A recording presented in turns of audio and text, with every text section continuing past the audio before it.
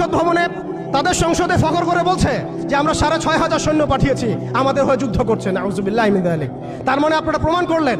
আচ্ছা বলেন, খ্রিস্টানদের সাথে না হয় তাদের সম্পর্ক আছে, তারা আহলে কিতাব, আপনাদের সাথে তাদের কি সম্পর্ক? খ্রিস্টানদের সাথে না ইহুদিদের একটা সম্পর্ক আছে, তারা আহলে কিতাব দাবি করে তারা, কিন্তু আপনাদের সাথে যারা পৌত্তলিক তাদের সাথে এই ইহুদিদের কি সম্পর্ক?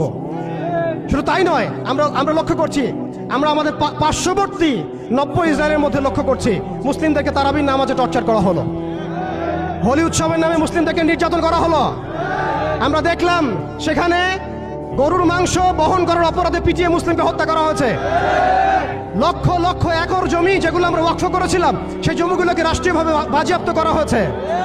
আমি যদি একটা জমি মাদ্রাসায় দান করি, আপনার কোন এখতিয়ার আছে সেটাকে আপনি রাষ্ট্রীয় বাজেয়াপ্ত করতে পারেন? এখানে মানবতা কোথায়?